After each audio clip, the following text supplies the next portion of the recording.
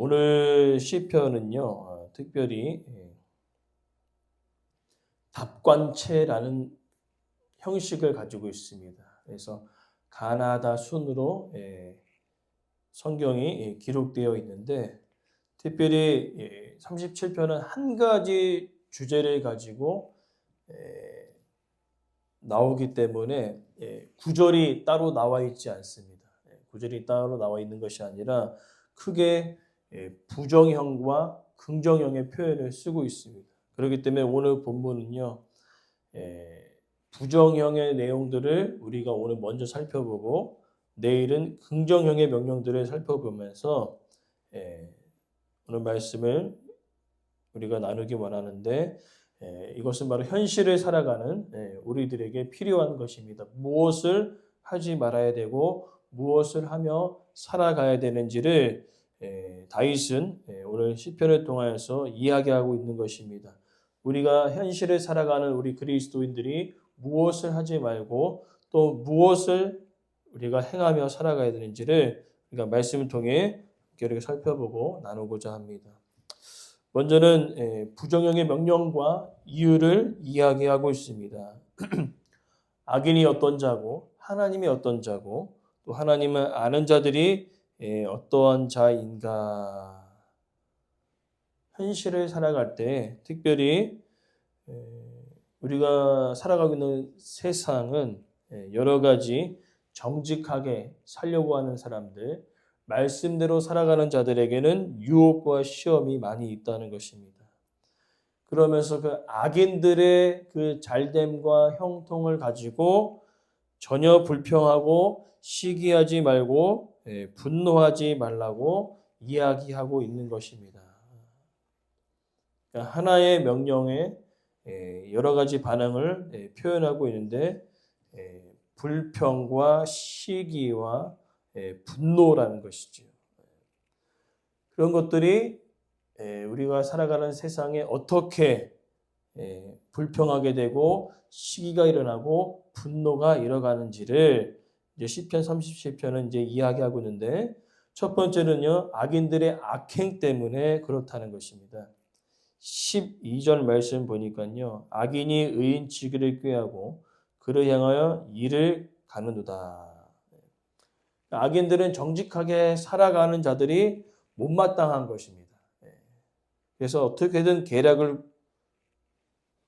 꾸며갖고 악인들을 함정에 빠뜨려서 자신이 더 잘 되고 더 잘 살아가는 것을 위하여 의인들을 핍박한다는 것이지. 우리가 예로 헤롯을 우리가 볼 수 있습니다. 헤롯이 안 좋은 그런 모습을 통하여서 동생의 아내를 취하잖아요. 그때 세례요한이 부당하다 막 그냥 면전에 대고 막 해버리니까 어떻게 됩니까? 감옥에 가두다가 나중에 결국에는 죽이지 않습니까? 그러니까 악인들은요, 내가 많은 것을 누릴 때에 방해가 되는 것들이 있지 않습니까? 그 방해가 되는 것들을 가차없이 제거한다는 것입니다. 그래서 죄인들은요, 이 악한 감정을 숨기지 않고 드러난다는 것입니다. 그런 경우도 있고, 때로는 좋게 포장하다가 결정적인 순간에 악을 드러내는 경우도 있다는 것입니다. 그렇기 때문에 그 악인들의 그 악행, 근데 이 땅을 살아가면서 의인들이 많을까요? 악인들이 많을까요? 악인들이 많잖아요. 그 악인들의 악행을 볼 때에 이런 마음이 좀 들 때도 있어요. 안 데려가시나? 이런 마음이 좀 들면 안 되겠지만, 아무튼 그런 마음들이 들 정도로 악한 사람들이 있다는 것입니다. 그래서 그러한 악한 대상들을 보면서 우리는 세 가지 마음이 일어나죠. 불평과 시기와 분노가 일어난다는 것입니다. 특별히 악인들의 악행에 대해서는 분노가 치밀어 오르죠. 하나님 살아계신 거 맞는가? 이 사람 왜 안 데려가는가? 그렇게 이야기한다는 것입니다. 그런데 시편 37편은요. 오히려 그렇게 분노하고 시기하고 불평할 때 악을 만들 뿐이라는 것이지요. 뭐냐면은 우리가 그 악한 사람들의 악행에 따라 우리가 분노하게 되면요. 우리가 분노한다고 뭐 악인들의 행동이 멈춰질까요? 멈춰지지 않죠. 누구만 속이 상하는 거죠? 우리만 속이 상하는 것입니다. 그래서 오늘 시편의 기자는 다윗은 분노하지 말라는 거예요.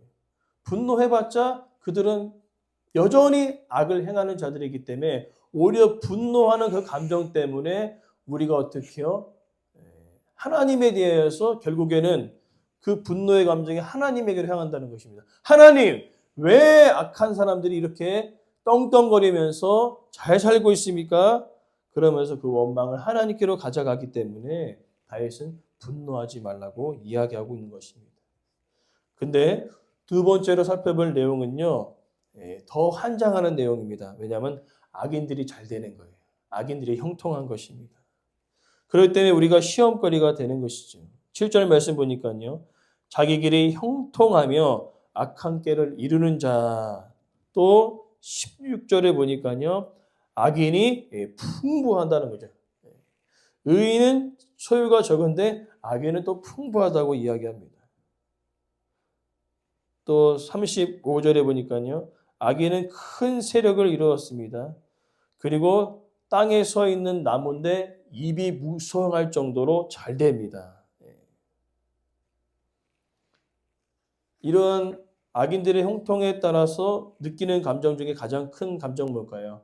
불평과 시기가 일어나겠죠.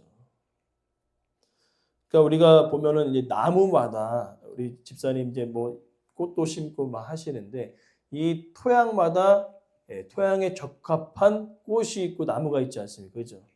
오늘 악인들이 그런 거예요. 기가 막힌 토양에 심긴 나무처럼 너무 잘 자라는 거죠. 너무 잘 자라고 입이 무성한 것입니다. 여기서 이제 우리는 어떻게 합니까? 시기라는 감정이 확 올라오죠. 아니, 그렇게 악을 행하고 그렇게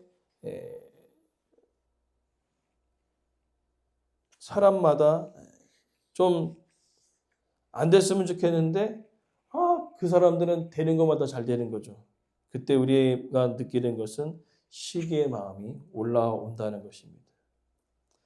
그래서 이 시기의 마음이 무엇이냐면은 우리가 무언가를 원하고자 하는 감정은 문제가 되지 않습니다. 그죠? 우리가 이 땅을 살아가면서 우리도 원하는 거 있지 않습니까?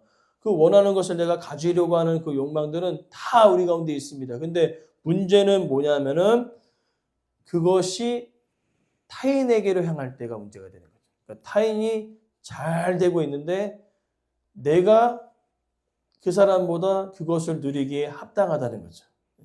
그게 바로 시기의 마음입니다. 그러니까 우리가 뭔가를 원하는 마음은 당연한 거예요. 나도 우리도 그리스도인이면서 이 땅을 살아가기 때문에 물질도 필요하고 명예도 필요하고 내가 그것을 얻고자 하는 마음들은 당연한데 문제는 뭐냐면은 너는 합당치 않다는 거죠. 이것은 내가 누려야 되는데 네가 누리고 있어서 아주 그냥 마음이 배가 아픈 겁니다. 우리 옛말 말에 그죠? 사촌이 땅 사면 배가 아픈 것처럼 이거는 내가 누려야 되는데 네가 누리니까 속이 터지는 거예요. 좀 더 우리가 쉽게 설명하자면은 이와 같다는 것입니다. 예를 들어서 우리가 교회 안에 정말로 말씀에 순종하면서 잘 지내는 남편과 아내가 있습니다. 그러면서 그래 아내는 남편을 존경하고 남편은 아내를 사랑하는 것이 마땅하다라고 이렇게 이야기하는 것은 참으로 좋습니다. 근데 이런 마음을 가지면 또 안 되는 거죠. 왜 저 집사님보다 내 아내는 왜 이렇게 못하지? 왜 저 집사님보다 내 남편은 왜 이러지? 이러한 마음이 들 때 우리 안에 생기는 마음이 뭐라고요? 시기의 마음이 생긴다는 것입니다. 그렇기 때문에 시기에 제가 왜 심각하냐 하면은요. 이 시기하는 그 마음들은 어떻게 합니까? 자연스럽게 분노로 옮겨지기 때문에 그렇다는 것입니다. 아, 내가 누려야 되는데 내가 누릴 것을 다른 사람이 누리니까 점점 그 시기의 마음이 커지면서 분노의 마음으로 가득 차 있는 것입니다. 그럼 우리가 분노의 마음으로 가득 차면 우리의 신앙생활이 어떻게 될까요? 제대로 될 수가 없습니다. 그 분노의 감정에 하나님의 은혜와 사랑이 절대 들어갈 수가 없다는 것이지요. 그렇기 때문에 다윗은 이야기합니다. 남이 누려하는 것에 대하여서 시기하지 말라. 너도 하나님께서 또 다른 은혜를 주셨다는 것이지요.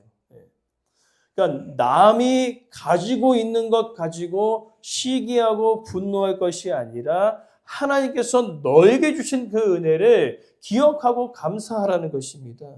실제로 하나님께서는요, 이 사람이 누리지 못한 것들을 또 나에게 은혜로 베풀어 주실 때가 있다는 것입니다. 근데 우리는 희한해요. 나에게 주신 은혜보다는 너가 누려야 되는 게 아니라 내가 누려야 되는 것들을 더 부각시키는 마음들이 우리 안에 있다는 것입니다. 근데 우리가 기억해야 될 것은 하나님께서 사람에 따라 또 다른 은혜를 허락하시고요. 특별히 악인들이 아무리 잘나봤자 소용없습니다. 그것은 일시적이거든요. 우리는 영원한 것을 바라보면서 살아가는 자이고 악한 자들은 일시적인 것을 바라보며 살아가는 자들이에요. 아무리 잘 되는 것처럼 느껴지지만 그들의 마지막은 다르다는 것이죠. 오늘 다윗은요, 그렇게 이야기하고 있는 것입니다. 악인들이 그렇게 형통하고 잘 되고 살아가는데 의인들조차도 동조한다는 것입니다. 아, 내가 잘못 살고 있는 것 같다. 내가 하나님을 믿고 있지만은 이게 아닌 것 같다. 그러면서 어떻게 합니까? 악인들의 삶을 동조하는 것입니다. 아, 나도 이렇게 살아가야겠구나. 나도 이렇게 나쁜 일을 좀 하면서 좀 손해보는 것이 아니라 거짓말도 하면서 적당히 세상과 타협하면서 내 것을 좀 챙기면서 살아가야 되겠구나. 이런 마음이 들 때에 다윗은 이야기합니다. 분노하지 말고 시기하지 말고 불평하지 말라는 거죠. 왜? 하나님께서 모든 것을 주관하고 계시기 때문에. 그렇기 때문에 오늘 우리가 기억해야 될 것이 있습니다. 아무리 결과가 좋더라도 과정이 하나님의 뜻에 어긋난다면 그것은 문제가 있어요. 그러나 그리스도인들이 이 결과를 좋아하는 세상 사람들과 함께 동조하며 살아간다는 것입니다. 그래, 결과가 좋으면 과정이 어때도 괜찮아. 근데 하나님은 이야기하십니다. 결과가 중요한 것이 아니라 과정 가운데 너가 불의를 행하였는지, 과정 가운데 하나님의 뜻을 어겼는지, 단지 내가 의롭게 살아가고 정직하게 살아갔는데 결과가 좋지 않더라도 하나님은요, 그 과정 가운데 하나님의 뜻대로 살아갔다면, 정직하게 살아갔다면 결과가 혹여나 미흡할지라도 하나님은 그 모습을 기뻐하고 계신다는 것입니다. 오늘 우리의 삶 속에 악인들의 형통, 악인들이 하는 것마다 잘 되는 것 때문에 하나님이 계신가 하면서 의구심을 가질 수 있겠으나 그것이 아닙니다.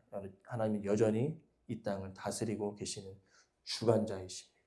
그렇기 때문에 우리가 기억할 것은 우리 안에 자연스럽게 나타나는 그 분노의 마음, 불평의 마음, 시기의 마음을 하나님 앞에 온전히 내려놓지 못한다면 우리는요, 하나님의 은혜를 누릴 수 없고요.